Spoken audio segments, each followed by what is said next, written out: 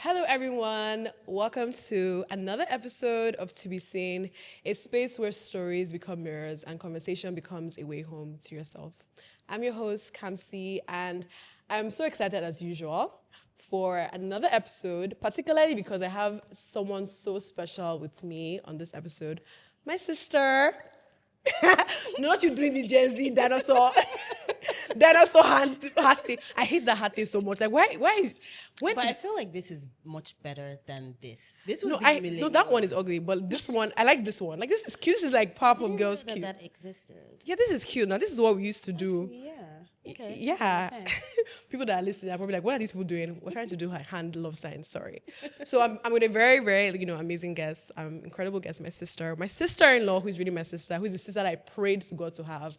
And I finally have her in my family. And I'm just so excited for this episode. I feel like when I first started thinking about doing this podcast, you were one of the first people that came to my mind. And, it's crazy because one time we were actually having a conversation. I remember we were saying this, a bit earlier about when we were just talking about, finding ourselves and, feeling comfortable being seen. And you're talking about how, it's so uncomfortable for you to be seen and you're trying to learn that. And I was like, oh my gosh, like that's so crazy because I actually have a podcast I plan to do like the following year and I was going to call it To Be Seen. And it was just like a very full circle moment. And now I'm here with you on To Be Seen and you're allowing yourself to be seen. How do you feel?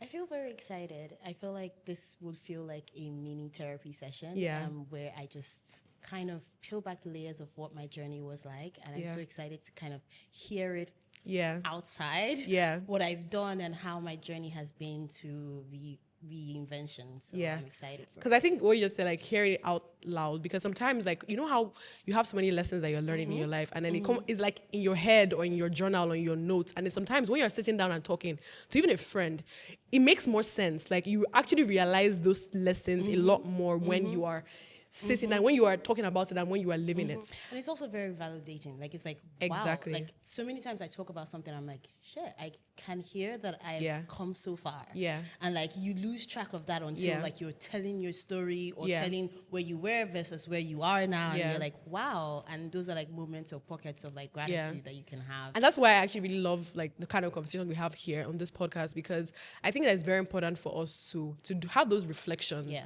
Like, and not just for us because as we're sharing this, as you're sharing your own journey, a lot of people are going to see themselves through your own story and through your own journey. And so, but like, I think just to start, Okay. what is something you've learned recently about yourself? What is something that, what is a recent realization that you've made about yourself? I don't even know if I mentioned your name. Because I just said my sister. My sister, like, oh, you guys should know my sister. How don't you know my sister? But yeah, her name is Chimamaka. So yeah, say hi. Okay. One thing that I've learned about myself, honestly, I've learned that I'm stronger than I think I am. And I've learned that I'm capable of so much more. And that is a continuous learning. So now I'm just open to the idea that I'm a vortex hole of potentials. Yeah. And that's something I'm starting to... How did you learn that? Embody. How did I learn that? Do you want to go down that road? It came from deeply meeting myself. And I remember like the conversation we were talking about where we talked about, I talked about, my fear of being seen and I felt like I wasn't fully seen in like the connections or relationships that I was in. Yeah. And it led me down to the journey of being my own witness. And I can like break down what that meant for me. And I felt like for me, being my own witness meant just sitting with uncomfortable truths. And that meant being honest with myself what I was afraid of, being honest with myself of what I was numbing, being honest with myself of how I was shrinking, and being honest with myself about how much more potential I haven't unlocked or how capable I am that I have lost sight of, and kind of naming these things, like naming the fear, naming the grief, naming the ambition, and naming the desires. And I feel like that was really my turning point of really understanding, like, girl, you are so much more. And like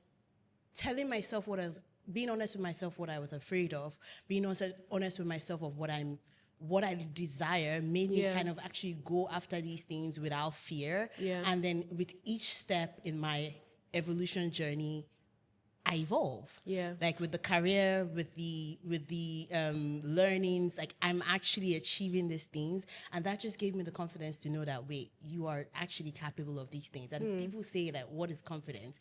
Confidence is kind of proof. Yeah, It's exactly. kind of proof. So like the more I Start did this, results, yeah. Exactly. So Yeah. it's the more I did these things, the more I pushed myself, the more I realized that I I'm can. not close to the limits. Yeah. Like you haven't even started, like begun to scratch the surface of who you are.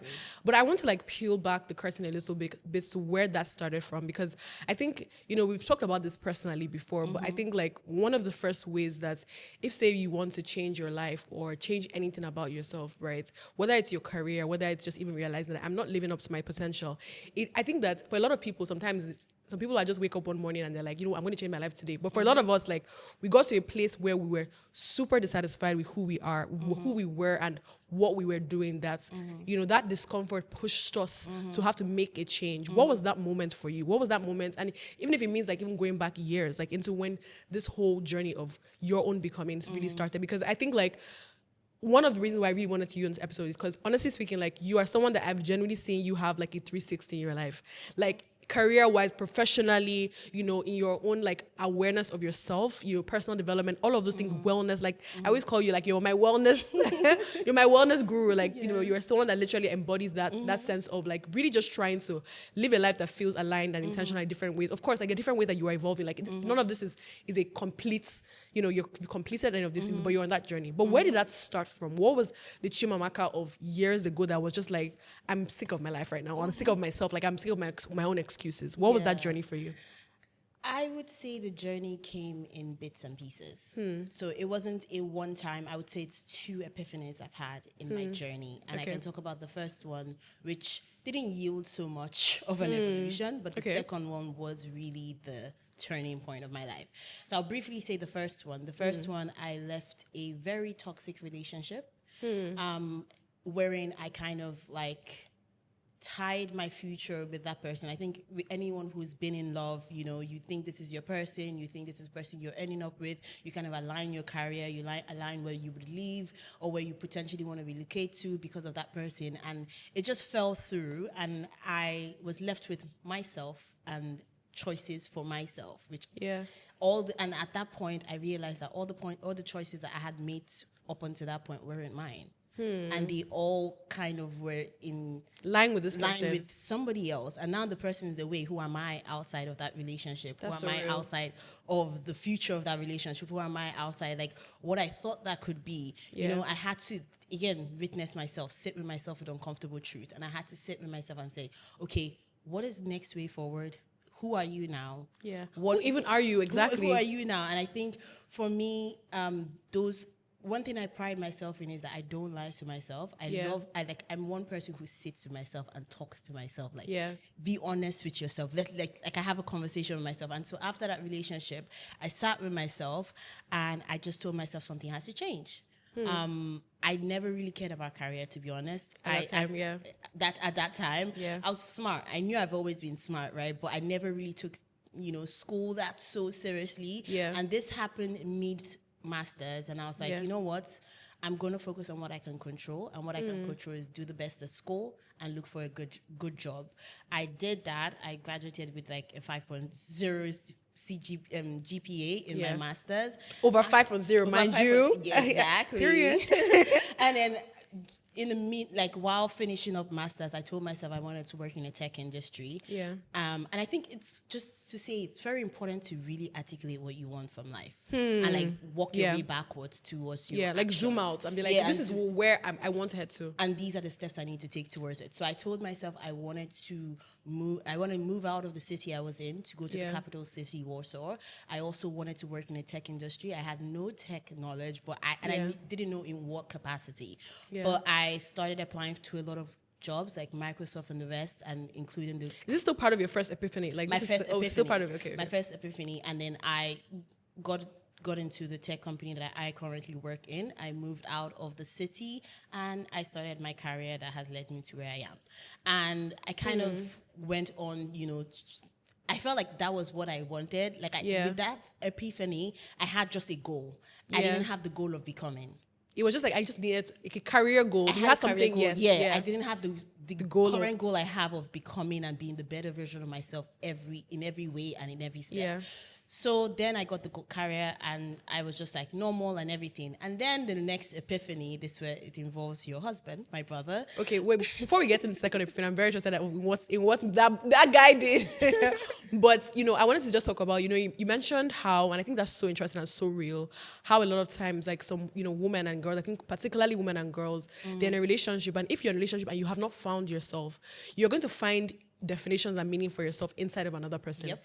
It's almost like, particularly if the person is the kind of person who has this very, very strong sense of self. You just kind of like, you find yourself validating yourself by joining their own journey. And like, you know what, like whilst I'm with this person, it's like, there's this thing, I think it's an animal thing where you're kind of like, you're leached into another person. And then while you're kind of like taking their nutrients. And it's like, but then when they leave you, you're like, wait, who am I outside of this relationship? And a lot of girls do that, right? Why do you think we do that? Why do you think like we find our meanings tied to another person? I think it's never finding your meaning prior to the relationship. Yeah. That's what I would say. Yeah. Because I don't ever I can never be in that situation again. Yes. Just because now I can't lose sight of the woman I've seen. Yeah. Oh, I love that. Yeah. Yeah, but I feel like a lot of people don't do the internal work of finding themselves, knowing how am I? Like, what do I like? What matters to me? What matters to me? Yeah. What don't I like? Like a lot of people don't sit to understand themselves. And there's this journey that I'm currently on, and I tell myself I'm on the journey of self-mastery. It is because of this. Yeah. It is because I do not want to adapt to people's opinions of what I should be going after, or societal norms. Like I want to define my life for myself. Also understand like my triggers, understand how I relate to certain informations, how I relate to even your flaws, even understanding your flaws. Exactly. Yeah. So I feel like what happens to ladies is that they don't establish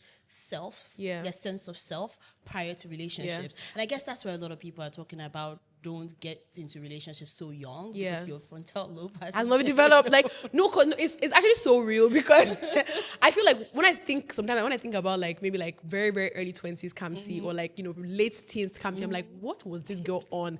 And the thing is that like I thought we always think we have so much sense. Like I thought I knew what I was doing, but generally like there's so many things that I'm just like so many mentality and mindset that I have that I'm like, oh my gosh, like that was so flawed. But then of course like I think that it's also part of like everyone has their own journey. Like you had to go through that to be able to even understand that, oh wait, this is a problem, I need to find this. But I really agree with the fact that, I mean, you can't really control. Some people find love or find relationships very, very early. But I think that, it's two things. Either like when you are looking for love, whatever, like there's this passive way in which a lot of times people look for love where it's like you act as if, oh, I'm waiting for someone to love me, where it's like in that process, are you meeting yourself and are you loving yourself? Because when you are loving yourself and you're growing and understanding who you are and becoming more self-aware, whoever comes into that picture meets you as a person who is grounded and who has a sense of who they are, right? And you are able to come into a relationship as a full person as opposed to feel like someone else has to complete you. Yeah, but also there's this misconception that self-mastery or self-understanding stops prior to relationship or post-relationship. Oh, I was about to say that exactly. Like nothing stops you from while you're in a relationship. Continually, yes. Like I think it's a lifelong journey. It always is. Like even like there's always a new phase when, for example, let's say you have a kid. Yeah. What does it mean to be a mom? Mother, what kind of mom do I want to be? Exactly. Like, you have a new career, new responsibility. Oh, you're getting married. Like, what is that? Because then if you don't do that and have those definitions of yourself, guess what? You're just going to take the script that the world has given you without question. Exactly. You're going to be like, oh my gosh, like the world has told me like a mother is supposed to be like this and look like and dress like this. I'm going to be that person. I'm a wife now. I need to act like. And then you now realize that you wake up one morning and you're so dissatisfied with your life because you never ever even asked any question. It was never even yours. Yeah. Exactly. Wow. Anyways, let's go to the second epiphany, because I think that first one, you said it didn't amount to much. Why would you say that? I think it amounted to a lot of stuff, but it didn't. Why I said it didn't amount to much is because it was a goal, a final goal. Yeah. To just get out of the city, go to the big city, get a tech job. Yeah. That's not good enough for a life. That's not good enough for a life. Yeah. And I think that actually, I'm sure that I'm just having that realization that that's what put me in the pit. Yeah. Because Yes, exactly. the second epiphany was from extreme burnout. Yeah. I was going through, I was Yeah. going through so much anxiety. I was Yeah. dealing with insomnia. Yeah. I was just dealing with just You were being so over. stressed. I Oh was my so gosh. stressed. I was You so were so like when we're talking about that thing that time. I was just like, oh my gosh, like this poor girl. Like I was getting concerned about you. I'm like, what do you mean you are not sleeping? Like you are young. Like what? You were not sleeping. You were not. You were always working. You were working, always like yeah. into the night, because I feel like, because you hadn't really found yourself before, prior to that time, when you were in this journey of like, oh, I finally figured something I'm good at, like let me put my all into it. But then you now started like probably like tying your identity to work work, and yeah. productivity. Yeah. And who you didn't know a Chimamaka without that. Exactly. Yeah. So I dug a pit for myself, and I was going through insomnia. I would go 4 or 5 days without sleeping. I even like booked appointments with psychiatrists. Yeah. I was on multiple random drugs they would recommend me. Yeah. I even then my last straw Wow. was I booked an appointment with a neurologist because I wanted to have a brain scan, because Yeah. I thought there was something wrong with my Yeah. brain at this point. Yeah. So I remember I missed the appointment, and like I missed the appointment by 15 minutes because there was traffic, and I called my dad on the phone there, and I was crying, and I was like, Daddy, I think I'm going crazy. Oh my Oh my gosh. God. Like I just booked a scan, and like I couldn't make it. And my dad is like, calm down. But I had to rush back to work. Yeah. So but obviously he prayed for me, reassured me. But the main epiphany happened that same week. And that was when I woke up. I didn't wake up well. I clearly didn't sleep. And it was at 3:30 a.m. And at that point, I just thought, yeah, this is probably how I would die. I would run mad from not sleeping. And then it was so intense. Because not sleeping, a lot of people don't realize that it's borderline madness. Like not going for 4 or 5 days without sleep. Like you can't. Your brain is not processing anything. It's not processing anything, and you're agitated and everything. So I remember at 3:30, I called Chuchu. Yeah. That's her brother, my husband. I called Chuchu, and I was crying at 3:30, and I was like, you know what? I don't know what more to do. Like, I think I'm going crazy and everything. And I remember, and then I'm not sure he thinks he remembers it, but I would always tell his story, of this story of him in like my becoming story, which was he told me to pause, and he's like, because I kept saying like, oh my God, I can't deal with this, I have insomnia, there's nothing I can do, I've tried it. And he was like, pay attention to the language that you are speaking. And he's like, you're saying this like it's part of your identity, and like, why don't you look at it as another hurdle that is just another struggle of life, and you with that way, like figure out solutions to overcome it, as opposed to accepting it as part of your identity. That was I'm sure it was very random to him, but that was my epiphany. Like at that moment, after the call, I paused, and I was like, there's AI, there are books, there's history of research on how you can reduce stress, how you can understand insomnia, and that was the mindset shift. Because for me, I felt life is happening to me. I forgot that I was in the position of a chooser. I forgot that I was in the position. Agency. I had agency. Yeah. Exactly, that's the word. So what I did was I sat down and I was like, you know what? Let me break down what causes insomnia. Broke it down to lifestyle, broke it down to the way I eat, broke it down to the way I perceive things, the way I manage my emotions. And from there, I just got sucked into research. Yeah. And from there, I got into yoga, stretching, working out, wellness, because I was like, you know what? Food affects me. Food affects your mood. Food affects your sleep. I got into that. I got into working out because I was like, I read that you can't be your best self if you're not your best self. Yeah. You can't feel your best self if you're not your best self. So I started to work out and all of that. And then also I started to think about, if the main problem is that my identity is tied to this, who am I outside of work? Cool. Oh, wait. Let's pause there for a second, because you said so many things that like just like light bulb moments in my head. And I think one of the things that you said that just like struck me is obviously, my husband, him saying like, just him saying that like you have made that your identity. Yeah.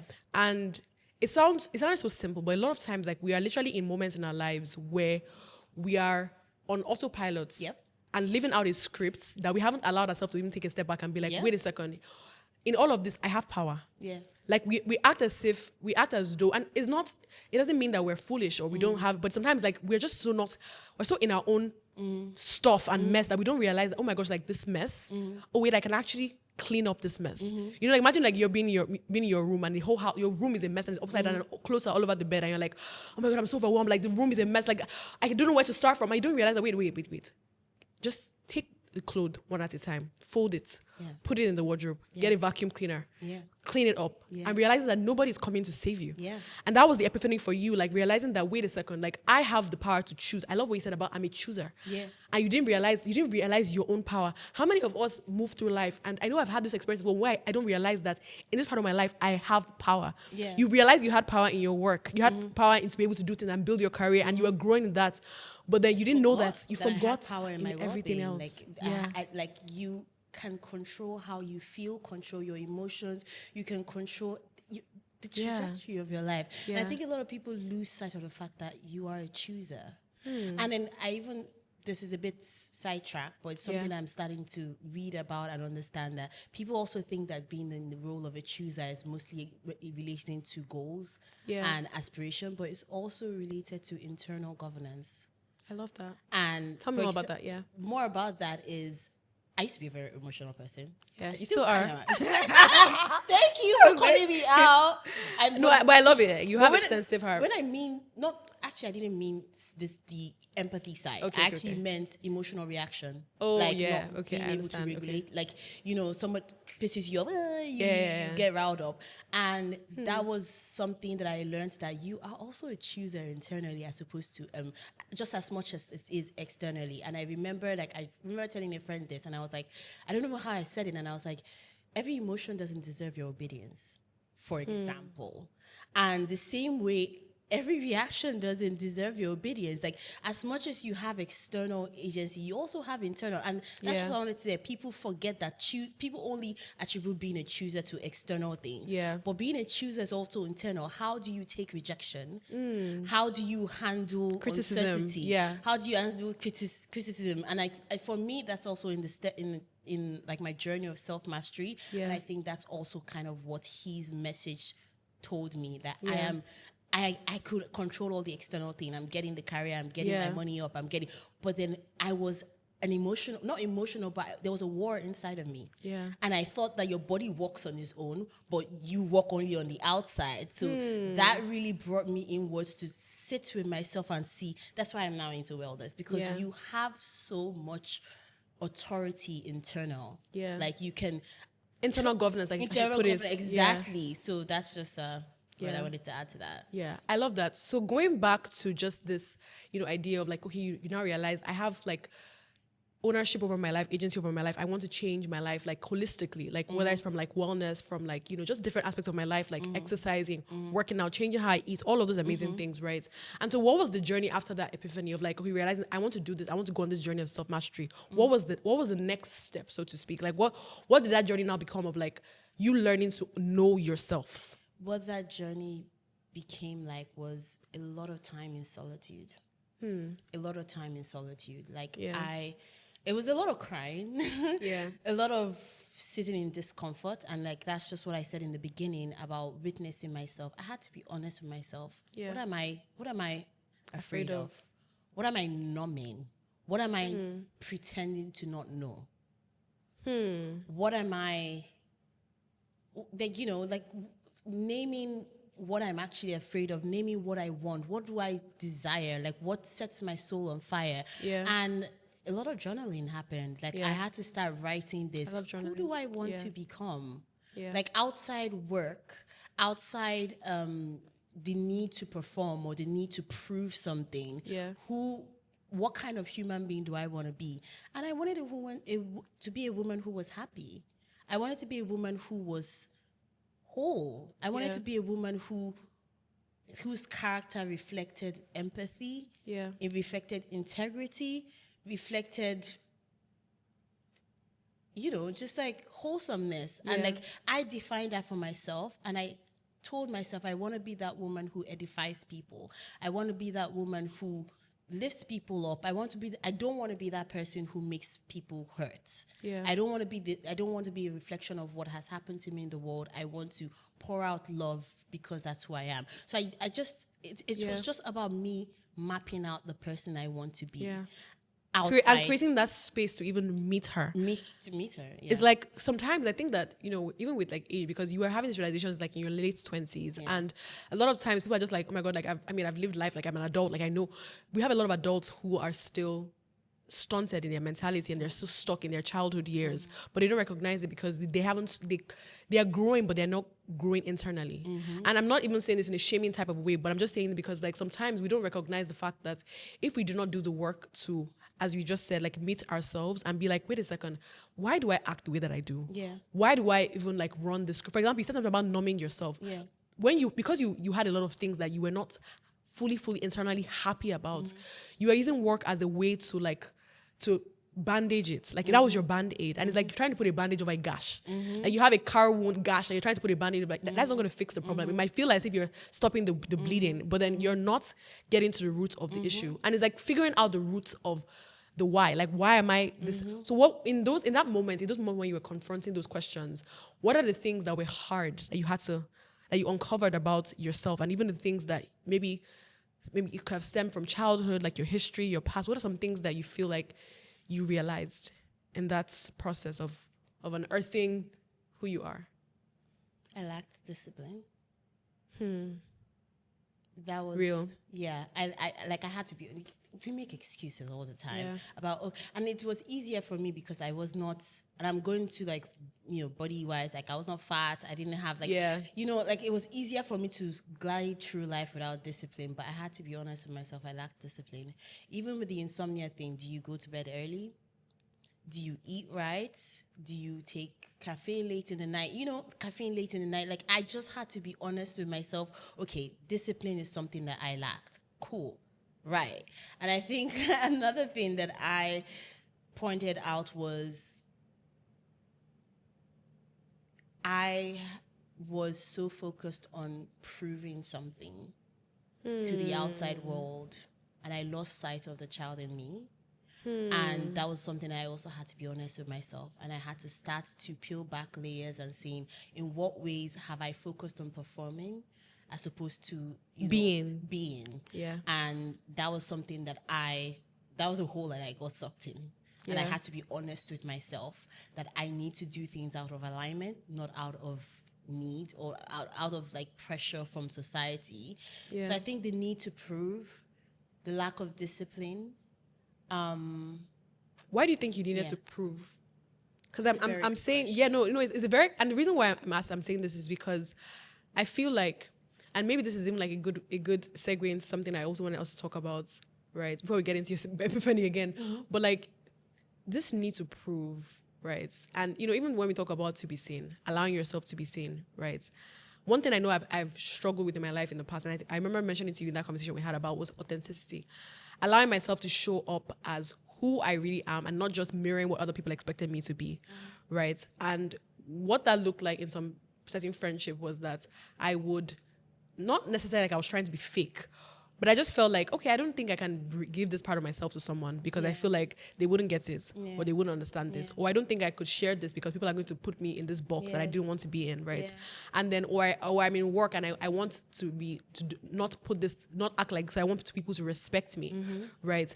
And I think maybe like part of this proving yourself, and I don't know what that journey was for you, but it could have been the fact that maybe you had seen that in a lot of ways you had been underrated and you were just trying to prove to everybody that, wait, I can do this.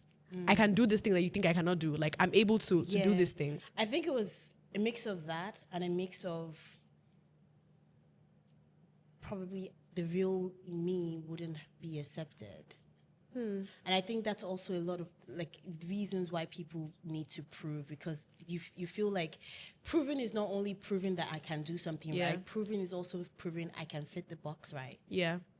Like, I also fit the box. Yeah. Like the society box. And also I think it was a mix of both. Yeah. Mix of me needing to prove that I'm not a dumb blonde. Yeah. And that's what led to that first, like, I'm going to go crazy with my career. And then the second bit was like, okay, proving like, wait, now I can be that. I'm that it girl. I can be that it girl, and I want you to see but that. there are more sides to me. Yeah. And like usually society puts women in boxes like, okay, you're either a career woman and stern, and you don't like fashion, like you don't like to look nice, and you don't like to look nice. Yeah. And then you're also the fashion, but you don't have any sense. So it's like you have to pick one. Yeah, and for me, I struggled with what box do I fit in. Yeah, what box do I fit in? And I had to sit in with myself. Was like, you know what? Who cares? One can be multi. Exactly. There's no box. Yeah. There's no box. You can be multiple things, and that's how you find the people that are right for you. Yeah. When you show them all sides of you. Yeah. And they still accept you. The ones that don't and need you to be in a box for them to digest you are not the people that you need to be around. So that was the pressure of proving something, that I'm better than my past. Yeah. Because I was not necessarily.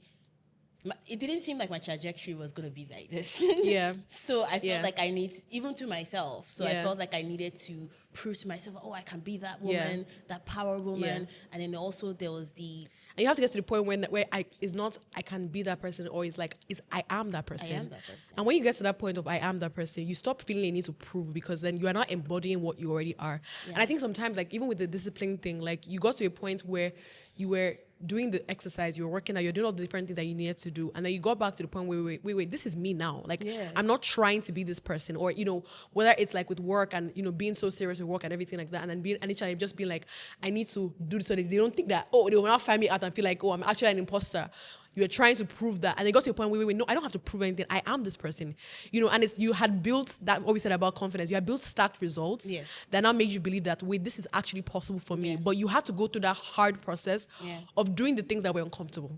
First of all, right? So okay, so going back to that, second epiphany and all that, and this becoming this process of like journaling, all these different things, and you kind of also discovered like even like reading, like just reading and like podcasts and all of those different things, and you discovered, these are things that I think one thing I also even noticed about you that I don't know if you fully noticed, but you are actually a writer. I feel like you're not fully embracing that part of yourself, but I'm noticing you've started to embrace it a bit more, like with the threads and like sharing things here and there. But I know that that's like a little bit of a tip of the iceberg of like who you are. I used to be a writer. Well, I don't know if Chuchu will accept it, but I used to have a blog back in the days. Yeah, back in the days, because I felt like I had so much to share. But let me just open his life on camera to let you know that he thinks you're a good writer. Really? Older brothers never want to compliment their sisters. I'm sure he's looking at me right now. He's like, Kamsi, who asked you? Who sent you? Why I'm saying this? Because I remember before I even probably met you properly, or even we actually became like good friends. Like I remember him mentioning one time I used to have a blog then in university as well, and then he used to be like, oh, I have like my sister, so you guys will actually get along so well because she's also a really good writer. He said that. Yep. I've opened it now. Nobody can take it away from me. So now he's looking at me right now with eyes like, I never said that. You did. But yeah, so you are a writer. So I guess another question I want to ask, or something that I was just thinking about now, is what does it look like to, okay, you've met yourself, you realize like your potential, who you are, all of that. What does it look like to allow yourself to not just recognize it, but to now allow yourself to show up as this new person, and like sometimes feeling like you're having to reintroduce yourself in new spaces because you're no longer the Chimamaka that they knew, and all of that. Is that something that you've had to struggle with? I feel like it's still something I'm in the process of overcoming that. Okay. Like I'm starting to get used to my new skin. And I think it comes easier with, again, like what we talked about, like the stack record, like knowing it comes with actually meeting yourself and actually loving that person. And once you love that person, the world will adjust. Yeah. Like you have to really, really be proud of who you've become. That's why I always talk about being a first witness. Because if you witness yourself, like being a painter, like you see the picture that has been painted and then you really love it. Yeah. Like you first have to validate it, then you bring it out to, an art gallery and people are like, oh my God, this is such a nice painting. So I feel like you need to come to that point where you meet yourself and you accept yourself and you love yourself. Yeah. And then you tell yourself, that is all that matters, that I love myself and I validate myself and I accept myself. Whoever doesn't is not meant for you, and the right people will accept exactly you. And that's the exact even that is even the antidote to people pleasing. Yeah. Because people pleasing usually comes from a lack of self-acceptance. Yeah. Because you don't accept yourself, so you want other people to accept you for you. And then you want them to accept you and validate you because you have not validated yourself. And my own journey, for example, when I it's something that I'll probably talk about here and there on the podcast, but then it's like, even journey of like unlearning people pleasing was from a place of being like, looking outside of myself and be like, Kamsi, like, I like what I see. I like who I am. And I like my opinions. And I like my issues. And I like the things, even the things about myself that I'm working on. I accept that, okay, I'm working on this. I take ownership of that. But then I like who I am and who I see. And so when I go to a place, like, I feel like, particularly as I've gotten older, and I think older, it doesn't just happen naturally, but like I worked on it, and I'm like, sometimes I go into a place and a room and I don't feel a need to try to strike a conversation so that people can like me, so that I can seem like, oh, let them see me as, oh, she's funny, she's friendly, she's smart. Like, it's so funny, but like when I was younger, I used to care so much about people seeing me as smart. Because I'm like, because you know this you said about how sometimes like they look at if a girl is like pretty or whatever it is, they put her in a box that she's not smart. In my life, I've had not one, not two, but 10 billion people tell me that, like, oh my gosh, like, I didn't expect, it sounds so stupid. I can't believe people actually said this to me in my face, but they actually have. They're like, I didn't expect you to be as smart as you are. Like, oh, you're smart. Like, I didn't expect that. And I'm like, now when I think about it, I'm like, if they told me that now, I'm like, that says more about you than it does about me. This same thing you talked about is a realization I came to when I turned 30. And I think I also put it in my 30th caption on Instagram, and I said, I've met myself deeply, and I would choose her again and again. And people think it's just choosing yourself, like they make it, they trivialize it, but it's even this scenario that you just painted. You go into a room, you choose who you are above the opinions of others, above the perceptions of others. You choose the person that you have seen and you have accepted and you have chosen to love. In relationships that make you, that want to force you to abandon yourself, choose yourself. In friendships that want to force you to abandon yourself or pretend like this is not who you are, choose that person. Like, always, like, for me, that's like the back of my mind. I'm growing older. I've met myself. I love the woman in the mirror, and I'm going to choose her over and over. Over parents' expectations, over partners' perceptions, over people's pressure, over societal pressure. Choose yourself. And then that person that you choose, as you've said before, like the people that you meet along the line, like the right people would like the person that you are, like who you really are. And even when we talk about like, oh, allowing yourself to be seen, what does that really mean? It's not just talking about, oh, visibility for the sake of visibility. It's not even about visibility. It's not about that at all. It's literally about getting to a point where you are honest with the person you're seeing in the mirror, and you're allowing that person that is in the mirror to be seen first by themselves before by the world. If you are trying to be seen and is trying to be seen by trying to run after the approval of people or social media, and you're trying to be seen, and maybe you're going into, even if you're a creator or you're looking for a relationship, like whatever you are doing, if you're doing it and you haven't found love within yourself first, you would substitute other people's love and their validation for what you need to find within yourself. You would be in friendships and then you think that these people, like, you know, these are your friends, but instead of you to just allow yourself to be yourself with these friends, you will continue to give them crumbs of who you are because of you haven't chosen yourself and allowing yourself to be seen. That was you.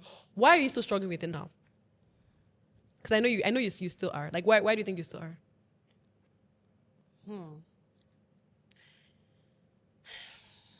And it's real. Like, it's real to struggle with it still. Like, I mean, we're all...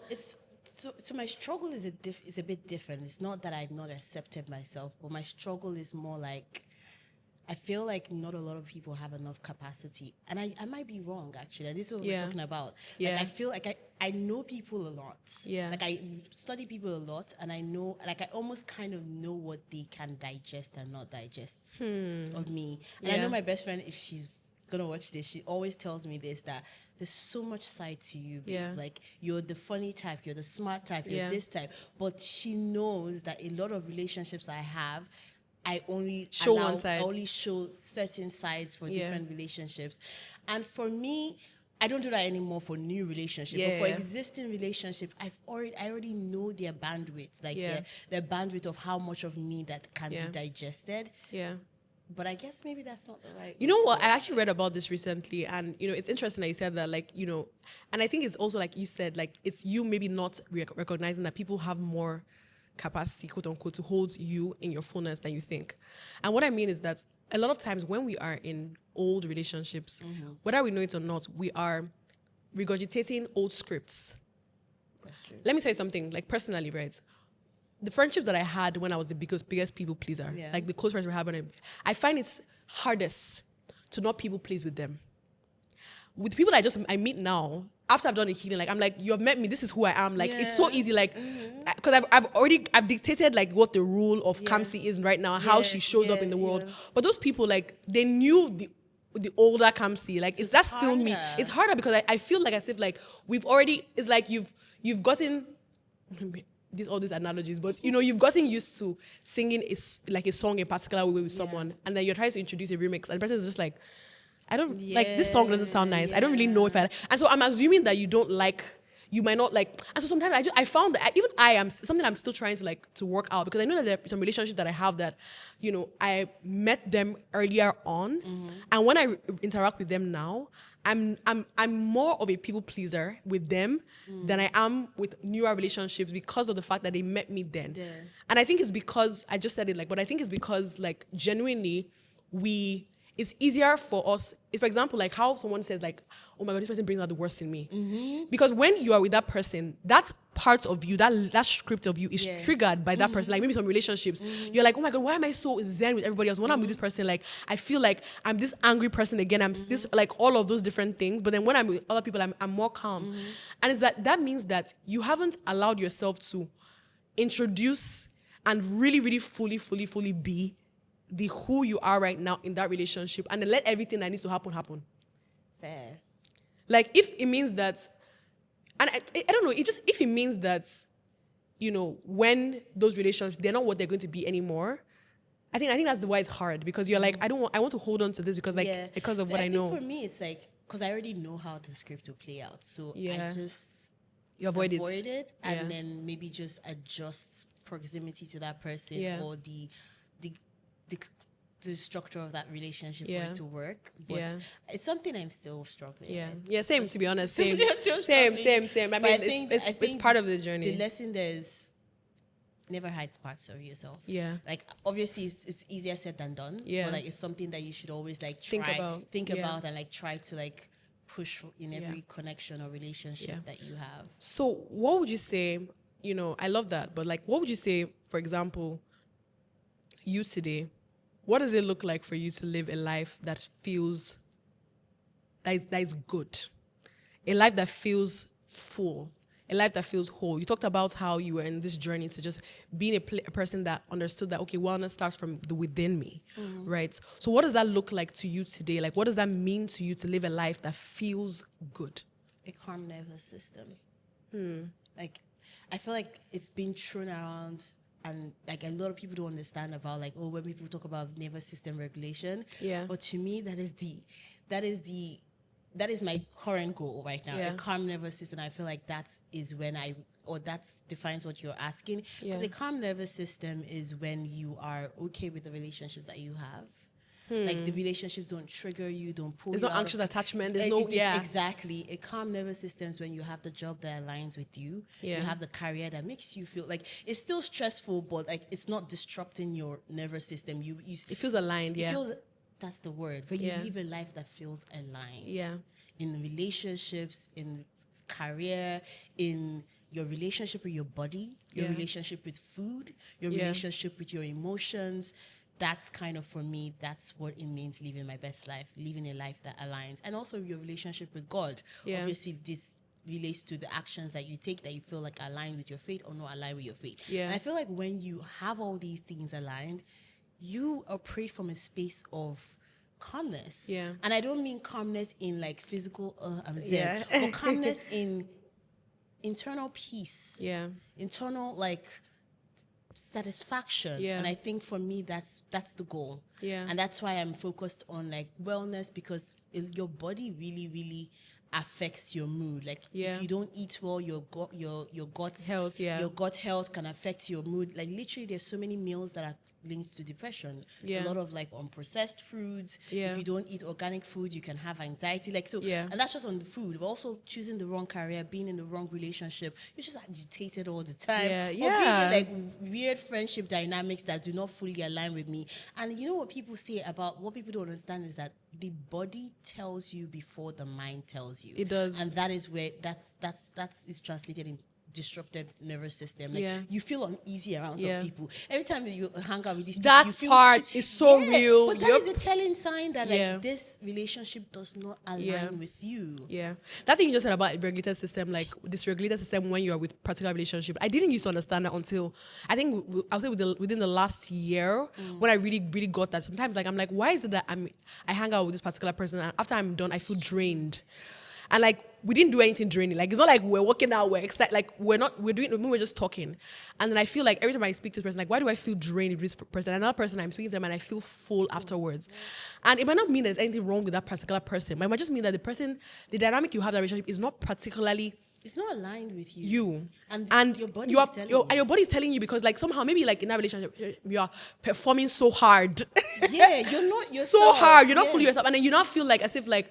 Because like, why does it feel so? And I think when I started realizing when I started juxtaposing some particular way I feel like in some interactions and with some others, and I'm like, why is it with this? Like I feel so calm, and I'm like, I don't feel like as if I'm trying to. Another person, I just like, I feel like as if this felt like okay, I just had a conversation. That felt like work. You're not being authentic in that situation. You're not. But the thing is that we're not that smart enough in the moment to know, but our body is smart enough to tell us. And I think the way that our world is right now, because of like, obviously, we're always working, we're always moving, we're always busy.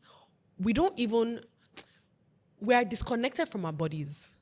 Like, and I feel like the body is, and not even in a woo-woo way, but in a genuine truth way, like the body has so many answers.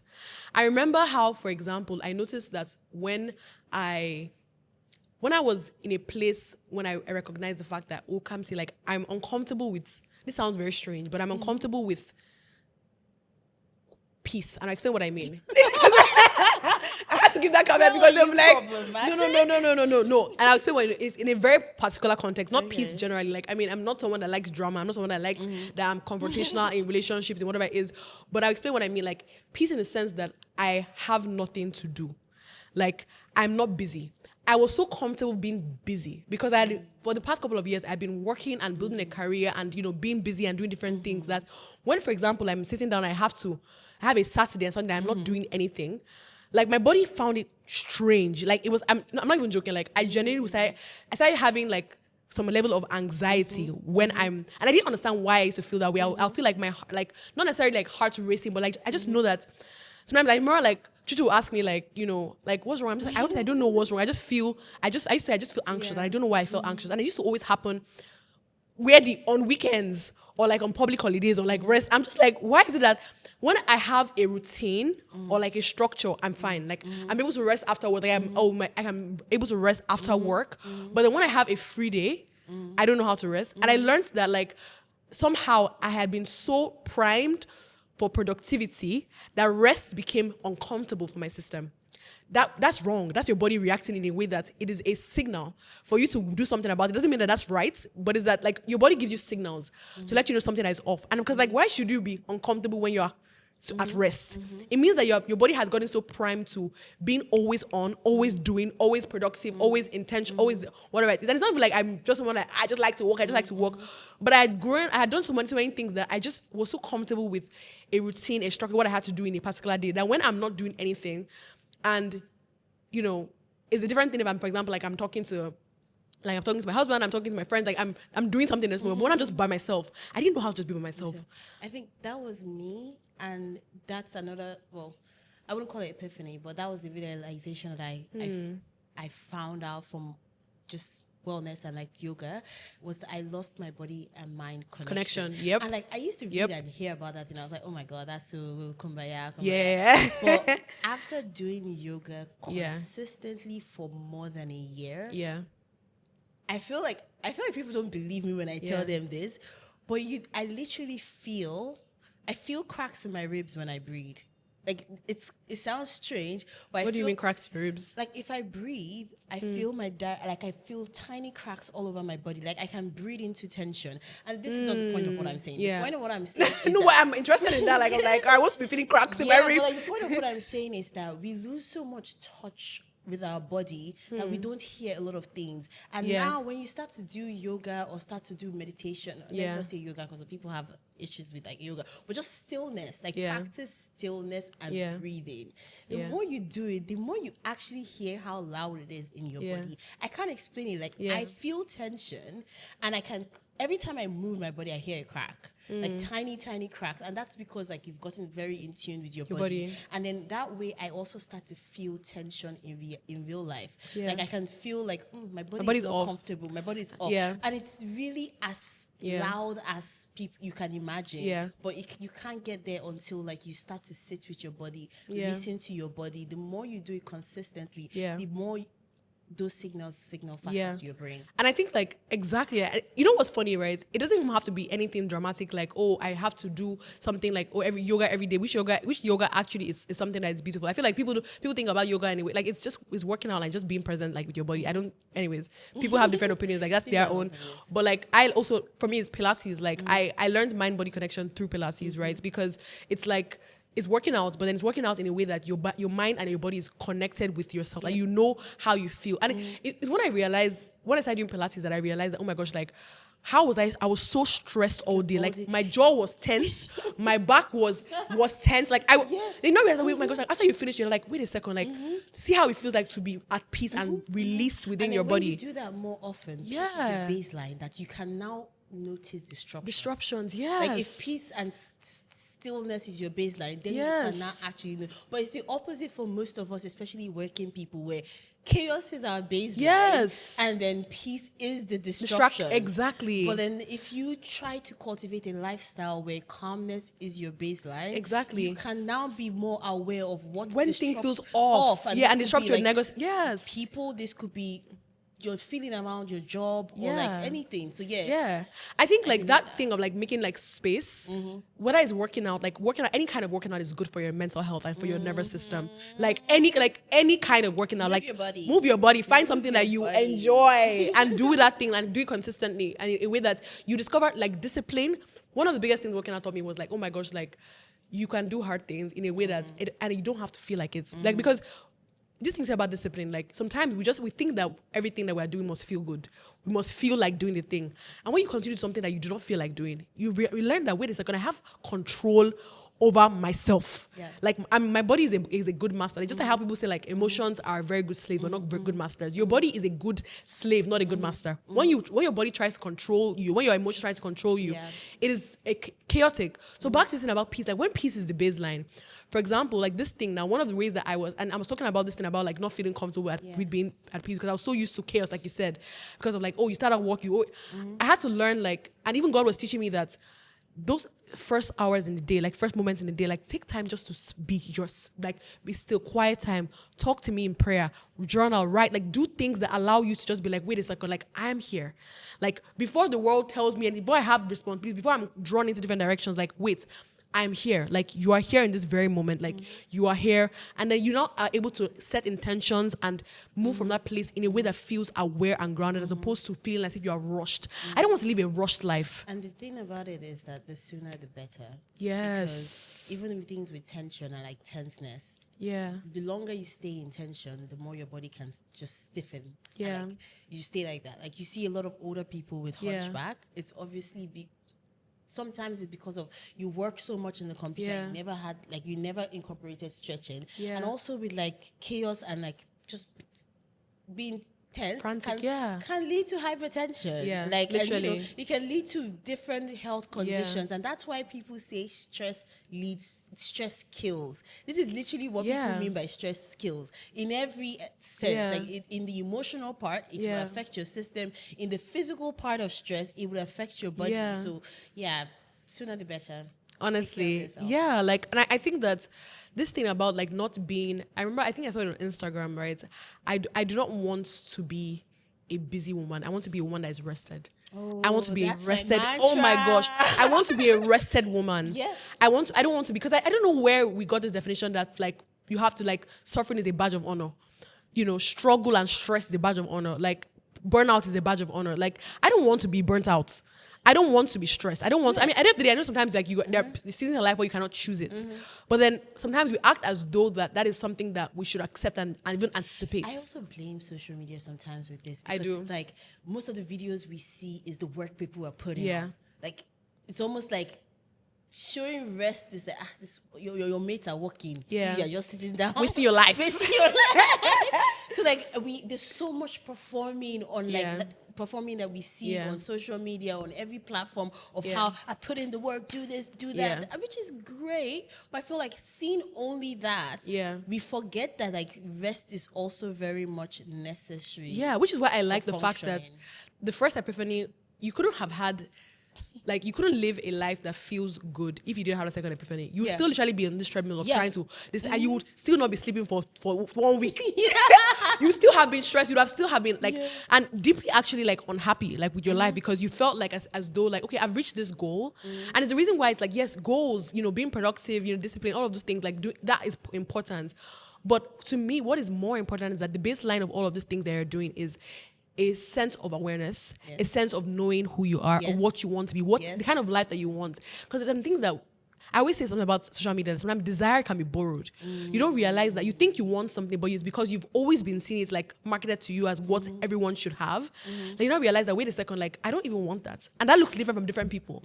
But is that, do you actually even want the life that you're actually even living? It starts with meeting yourself. And being honest with what you want, what your desires are. Like you have to define these things for yourself. Like even people always advise, or I also tell people, before entering a relationship, define what values you're looking out for. As opposed to just seeing a man and like the values he comes with, makes you happy and you're okay with it. Like define that for yourself. Like define, what do you desire, what sets your soul on fire, what do you want out of life? What matters to you? What matters to What kind of relationship is a no-no for you? What kind of relationship do you actually look for? What your mentor says, or regardless of what relationship your parents had, like define that for yourself. Because you want to wake up one morning every day and be like, wow, I love this life, I chose it. And even for the things that you still do not have, you know that you're working towards the life that you want.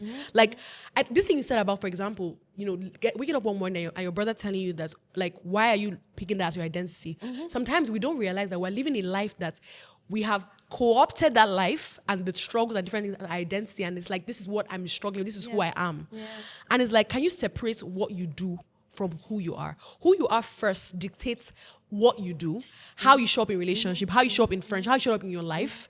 And also it's like, more than even what you do versus who you are, what is done to you versus who you are. Like so people only think is what is done to you, because people identify with their suffering, and there's nothing wrong with that. But like, if you identify with your suffering, you lose sight of the fact that you're a chooser of how to respond to that suffering. So it's not only what you do, it's what is done to you, what you feel. Like remove what, because a lot of times emotions are not truth. Like emotions are not truth. They're signals, and they're important, but they're not true. But they're not true. And I think what you said about like identifying, because when people hear that, people just think that, oh my gosh, you're trying to like, diminish my suffering and what I struggle. No, it's not. Like what you happen, like when you go through traumatic things, like it's sad that happens to you, but isn't it dishonest to yourself, and isn't that putting down yourself to think that who you are is what was done to you? Like to allow yourself to be defined by the things that happened to you is you allowing that to take agency and ownership over your life. And I would define who you are is what you do post everything thrown on at you. So like I feel like, and that's the only part that you have control over, how you respond to life. How you respond to what is thrown at you, how you respond to what you see. And that's the only thing we have control over. So even in suffering, you still have a moment where you choose how to move on from that. And when I mean move on from that suffering, I don't mean getting out of the suffering. I mean what you're doing next. Like, for example, your mom dies. Not your mom, but like someone's mom dies. So they're Nigerian. I know, right? But someone's mom dies. At the end of the day, there's this choice made after the fact. Like, is the choice to sit in her grave for the rest of your life, or is the choice to honor her passing by being the best version of yourself? Like, at the end of the day, there's always going to be, what do you do next? And I think that in that space of what do I do next is where the power lies. Yeah. And I feel for me, that was another realization that I came to with knowing that I'm a chooser. Because that's literally the part where you get to choose. Yeah. How do I respond? What is my next step? Yeah. What is the path to take now? That is the space of a chooser. Yeah. We don't choose what's thrown in at us. We don't choose what is projected at us. Yeah. But we choose how to respond. Yeah. I love that so much. Yeah. I think the question I wanted to ask you, what is something that's discomfort has taught you that comfort could never have? You're stronger than you think you are.